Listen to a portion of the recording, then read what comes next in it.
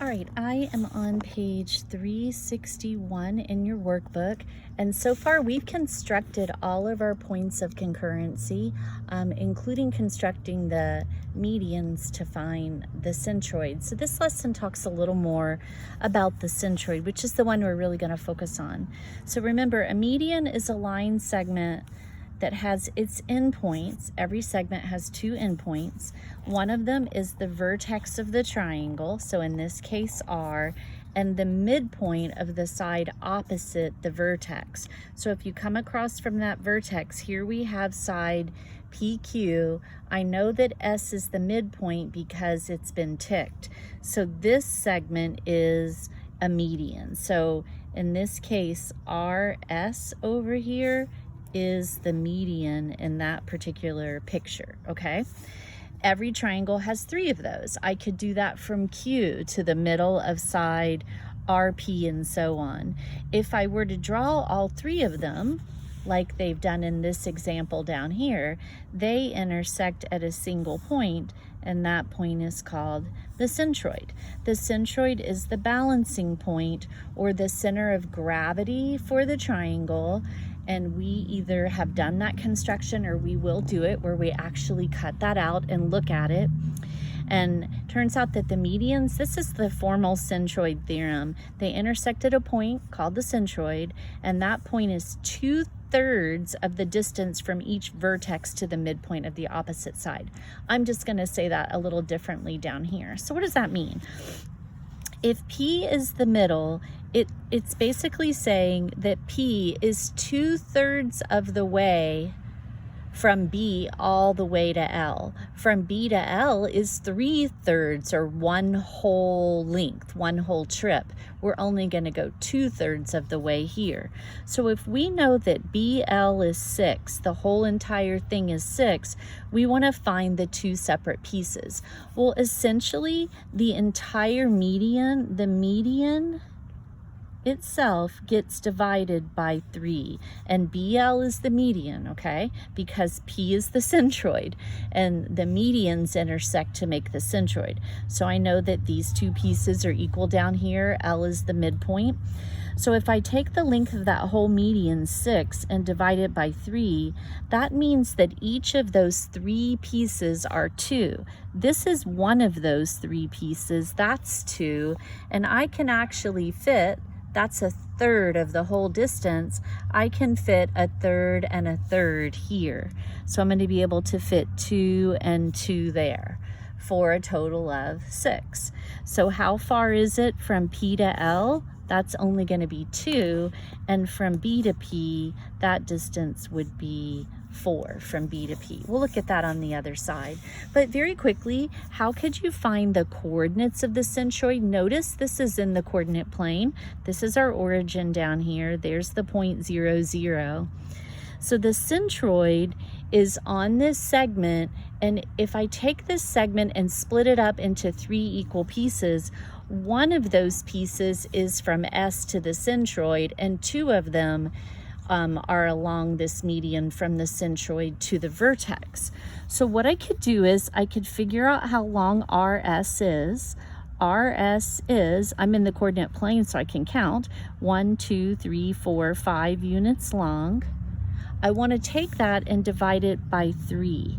5 divided by 3 is just 5/3, or 1 2/3 as a mixed number. So if I start here at S, I need to go up 1 1/3, 2/3 of the way, and that is going to be the location of the centroid right there. Well, where is that point located? S was up 2 vertically, so I'm going to go up 3 2/3, so that's going to be the y coordinate of S. It's at 3 2/3, and the x coordinate doesn't change. We only had to go up 1 2 3 4 5, so the x coordinate is 5. So this point right here, this is not S actually, this is the centroid. It's up 1 2/3 from S, and I could do that 2 more times and fit 2 of those between that point and R. Okay, all right, let's do a few more examples on the other page. So what do we know in this particular picture? We know that Q is the centroid, so that tells us that each of these segments, remember, are medians, and we want to find BQ and QE. We've been given the length of the whole entire thing. BE is the median. It's going from the vertex to the middle of this side. So remember, AE and EC are the same distance apart. But what I really need to do is just take that median and split it into 3 equal pieces. 9 divided by 3 is 3. One of those pieces is between Q and E, and 2 of them will be between B and Q. So this distance is 3, and there are 2 of them here. That's going to make that distance 6. So from B to Q, it's 6. From Q to E, it's only 3. All right, let's go down and look at the check. Let's do this one together. So notice that this time they only give us one distance. They're telling us that the distance from S to P is 3.5. That's all we know, and we need to find the distance from P to Z. Well, we're going to come up with what we know based on these markings. So notice that S specifically is exactly the same distance between X and Z. These distances are marked equal to one another. That makes S the midpoint. So S is the midpoint of that side, and segment ZS connects the midpoint to the vertex of the triangle. That makes ZS is a median. And if you look at the other segments, same thing. R is the middle of this side. That's the midpoint. It's going to the vertex opposite, so that's another median. And these medians are intersecting at a single point. That point is called the centroid of the triangle.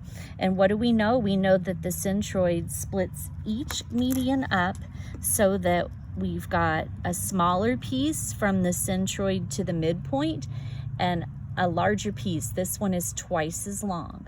So the 3.5 will fit twice over here, and that's going to make that segment 7 units long for PZ.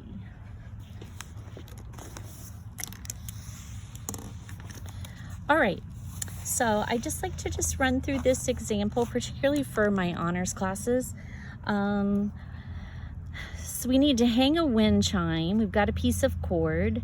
The pipes are attached to a triangular platform. It's placed on the coordinate plane. We've got the vertices of that triangle, and we want to know where we should put the point so that the wind chime will stay balanced. So we're looking for the center of gravity, which is otherwise known as the centroid.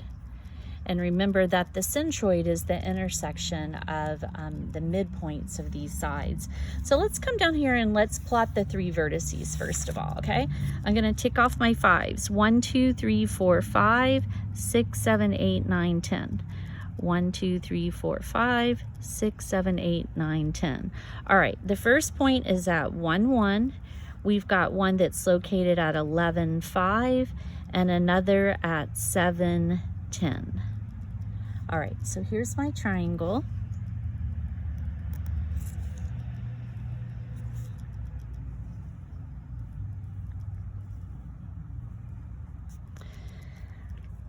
All right, let's see, do they tell us where these points are? Okay, let's just call this A, B, and C. So we want to graph the medians of this triangle. Well, this is the ordered pair 1, 1. C was the ordered pair 11, 5. In order to find the midpoint, remember, we can add the 2 x coordinates together. It's halfway between them. 1 plus 11 is 12. Cut that in half, and it's going to be at 6. 1 plus 5, do the same thing with the y coordinates. 1 plus 5 is 6. Half of 6 is 3. It's going to be located at 6, 3. That is the midpoint of segment AC. So my median is going to connect B to that particular point. I really need a straight edge for this. Let me just take a second. I'm going to improvise here. Just so happens that I have a piece of paper, so I'm going to use this as my straight edge. Okay, so that's one median.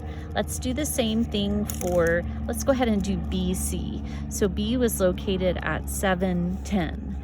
If you add 7 and 11, that's 18. Half of 18 is 9.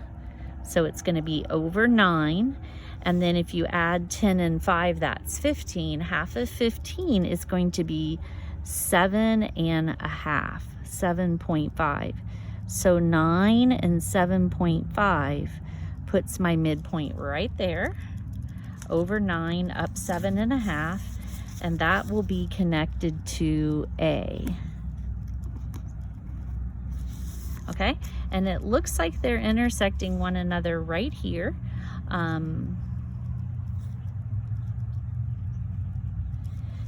One of these should be able to fit 2 times on this side. This is my shorter distance. One of those should be able to fit 2 times over here.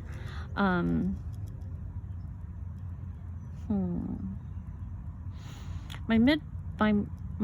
centroid is actually a little more in the center here. It's not right at that intersection point. This wasn't super accurate, so why don't we talk about this for a second, and we'll come up with the midpoint on our own. I mean the centroid a different way. So graphically this should be really accurate, but I started just kind of sketching by freehand, and it's intersecting somewhere inside this box that's a little hard to gauge from my graph paper. But I did know that the midpoint of segment AB I haven't found yet. So for AB, 1 plus 7 is 8, half of 8 is 4, 1 plus 10 is 11, half of 11 is 5.5. Okay, so over 4 up 1, 2, 3, 4, 5.5. That's the midpoint of segment AB. If I extend that over to C, it also is going to pass through the centroid, okay? So how would I go about finding the centroid of the segment? I think what I would do, let's do it this way. So to move from this midpoint up to B, I have to go over 1 and up 1, 2, 3, 4, 5, 6, 7, okay? So this is going to get a little ugly. This is just kind of a creative way to do this. Could go over 1 and up 7. The centroid is going to be located 1/3 of that distance. So horizontally, I'm only going to go over 1/3, and vertically, I'm going to go up 7 divided by 3, which is 2 1/3. I'm going to go up 2 1/3 from where I'm at. This midpoint was at 6, 3. I like that. I like that ordered pair. They're both whole numbers. So I have to add 1/3 to the 6. So the centroid is going to be located at 6 1/3, and I have to add 2 1/3 to the 3, and it'll be located at 3 plus 2 1/3 is 5 1/3.